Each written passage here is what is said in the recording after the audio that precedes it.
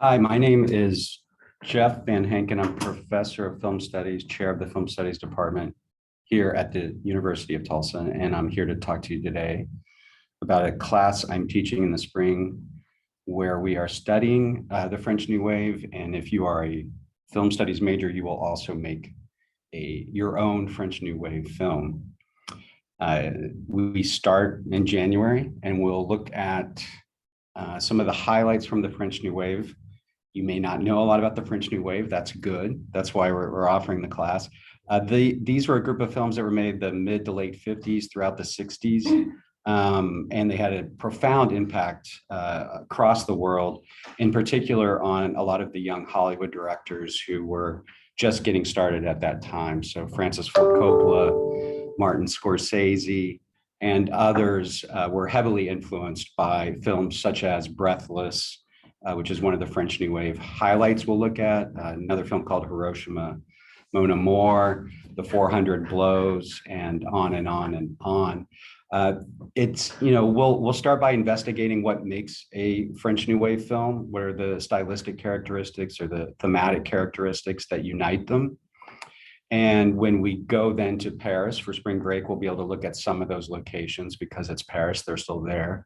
And in addition to that, some of the real, important cultural institutions that are in Paris as well. Of course, the Louvre and the Eiffel Tower and a really cool jazz club. The name, I can't remember what it is right now. So that gives you a bit of an overview of what we're wanting to accomplish. As I said, if anyone is a major, then they have this extraordinary opportunity to also make a film within the kind of guidelines, which will be very loosely followed, but within the guidelines of kind of what makes a French New Wave film. And we've found this pretty wonderful opportunity to shoot I don't know if I'm holding this right, to shoot for each student who is a major, to shoot their own Super 8 film. And Super 8 was a film stock, a type of film stock. Come on in. Super 8 was a type of film stock before digital, before there was videotape. We used film, and most movies that we're familiar with were shot on 35 millimeter film. Some were shot on 16 millimeter, and then Super 8 was the smaller stock. And that was used really the way that people use phones today. It was used for family gatherings and home movies and that kind of thing. But it's a unique and rare opportunity to be able to work with film of any format and of any kind. So I'm really excited about this opportunity as well. If anyone tuning in or here in this room has any questions about Paris, we have the University of Tulsa French film instructor, Aaron McDermott, is also here today to answer any questions. Language instructor. Okay, language instructor. More than French. Not just French language. French language instructor. Yeah. Did I say film? Yes. Sorry. I'm the French film instructor, French language instructor. So that's a pretty good overview. I know you all just walked in, but feel free to ask questions. We can back up easily.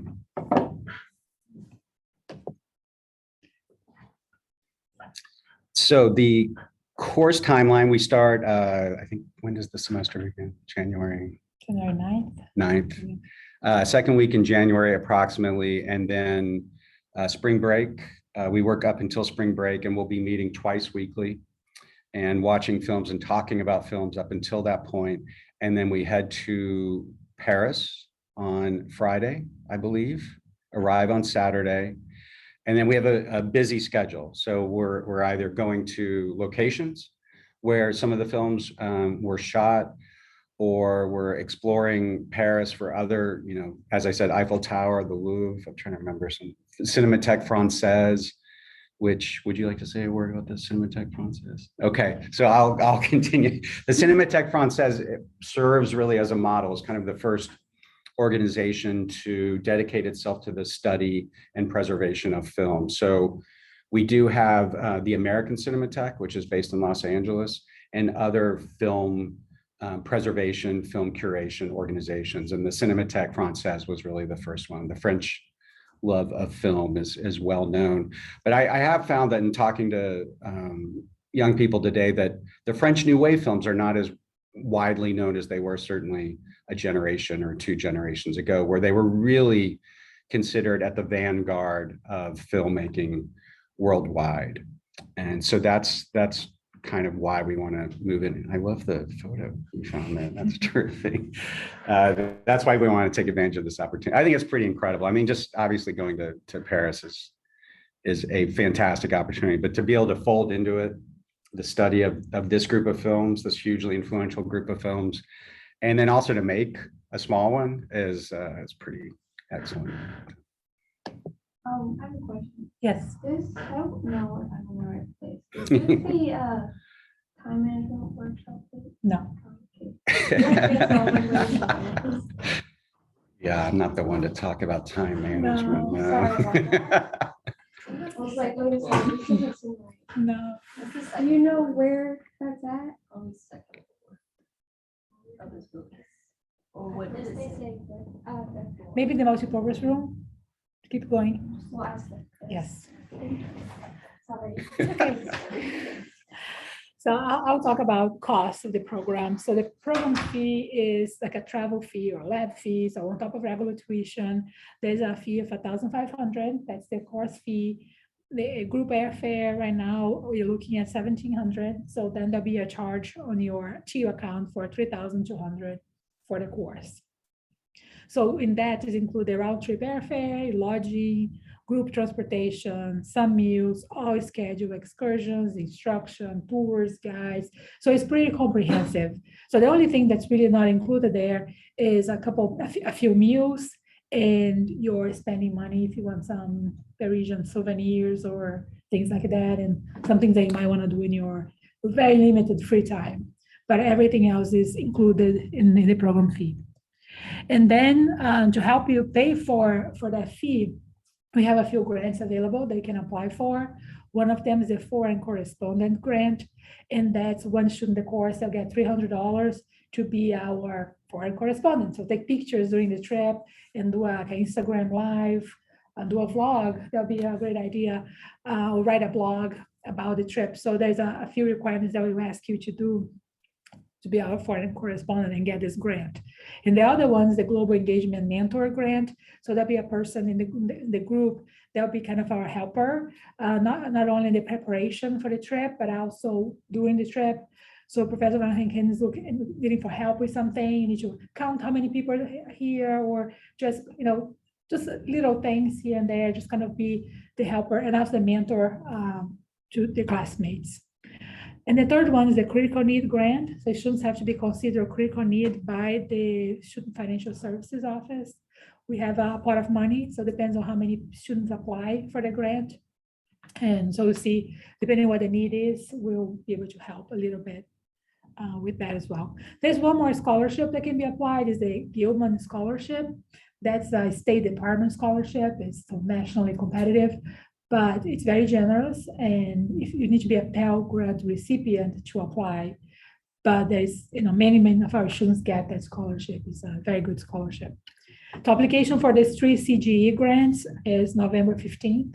So we'll know whether you got the grant before you have to commit to the course. And that's the next slide. I'll talk about the commitment date for the course is December 1st. Now, getting ready, check the validity of your passport. Your passport needs to be valid until 6 months beyond the date of travel. So if you're traveling in March, so September, they have to be valid until then. So if it's not, just make sure to renew your passport. Keep checking the most recent COVID vaccinations and travel regulation and restrictions. I'm not going to tell you today what the entry requirements for France are, because they keep changing every day, because with COVID, with the pandemic changing, they are changing, but I'll keep you up to date with those as we get closer to the dates of the trip. And then getting ready, of course, apply for the CG grants. So enrollment logistics, you need to enroll for the course. So regular spring course, you just enroll like you'd enroll for any other course. You need to register with the CG. So I'm going to show you the course website. You go to the course website and the apply now button. So you need to register with us. But you do have until December 1st to to commit to the course, to decide that you're going, because right after that, I will start making the travel arrangements and book the airfare and, tell our partners in Paris that you're coming. So I need December, that's why we have that deadline of December 1st. And now I'll let the experts here talk a little bit more about France. Well, I'll ask our French language instructor to say wonderful things about Paris and France. Paris is the most beautiful city in the world, hands down. I've been to many cities. It's the most beautiful city in the world. It is just really something that's not like anything in America. It's beautiful. The Louvre, of course, has, thousands of works of art. Many of them are very, very significant. If you have an interest in any particular part of art history, I'm sure there's something in the Louvre for you. The Mona Lisas. When the Mona Lisa is there, I personally find it really underwhelming. Yeah. It's just me. Yeah. I think it's creepy. I do. Montmartre is a beautiful part of Paris. It's up on the hill. It's where Sacré-Cœur is. It's very sort of old, it's still very old Paris. It's got little windy streets and lots of little boutiques and shops. It's really nice. The Pont Neuf is actually the oldest bridge in Paris, even though Pont Neuf means the new bridge. Musée des Arts et Métiers, I have not been there, but the Père Lachaise Cemetery, it's where Jim Morrison is buried. It's where a lot of the literary stars of French, playwrights and poets, they're all buried there. A lot of their Oscar Wilde. Yeah, I think he's buried there as well. There's all kinds of people that are buried there, but it's actually a lot of cemeteries in Europe are very beautiful because they're not overgrown, but they're very sort of natural. They have lots of trees and bushes, and they're not like the clean swaths of grass that we have here. So they're actually quite contemplative spaces. And of course, the food is fabulous. The food, the pastries, the chocolate, the cheese, everything is delicious. Wine. The left bank. What would you say about the left bank? The left bank is the traditional student quarter, student area of Paris. So it's a little less, it's a little less BCBG, a little less middle class. There's some typical, like the Rue Mouffetard is a street that has the markets, and so you can get all kinds of different experiences in Paris. I like the Marais, which is it's actually on the right bank, but it's one of the few parts of Paris that was not raised. So it's still very medieval looking. It's the old Jewish quarter. It's got lots of little tiny streets, and I love it. I love Paris. Yeah, I've been to the Musée des Arts. It has an incredible collection of automatons. Oh, really? It's like if you saw Hugo Cabret, and then it has other kind of machines of that era. Oh, okay. Sort of human powered. It's really beautiful, really cool. So before we move to questions, and then we can answer anything that you want, but I just want to show you one thing here on the CG website. If you go to global.utausa.edu, and then you go to the abroad portal,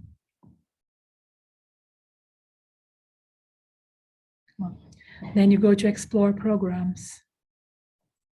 And then you search by spring break, right? Because this is a spring break course. So kind of showing you how to find the page for the course. And then there'll be the first one here. Just click there. And then you're going to see all the information about the course. So here is just the general flyer.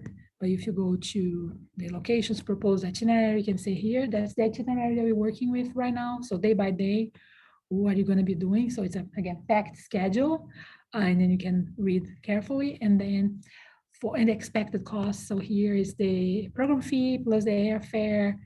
This is what we're looking now for group airfare. I see that's a little high. I mean, the airfares right now are pretty high, but if we can get this price down, that's why it has a star there. If we get the price down, we also gonna pass that on to you. So the cost could be a little lower if we can get this down. And then we budget an estimated for meals, not including the program fee, about 240. So that's the cost there. And then the next step, then you have the apply now button for you to kind of register for the course, and then the link for the scholarships for the grant. So the foreign correspondent grant or the JAM grant and so on. So you can see all the links here. So apply now to get started. So now we can go back to the slides.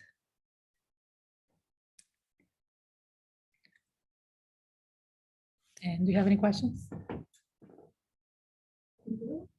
When is the class meeting? So twice a week? It's Tuesday, Thursday at 12:30, I think. Oh, I think, but Oh. please double check me on that. In self-service where we enroll, it says that it would be an evening class from 6 to Oh, you're right. I'm thinking of my coding in the arts Yeah. class. Yeah, it is in the evening. just Tuesdays. Tuesday evening, that's right, Yeah. 6 to 8:45. Yeah. Sorry. So, in terms of like scholarships, do you know, like if they, like if our like to, or how should I say this, like the scholarships that we have now, can it apply to the airfare or like?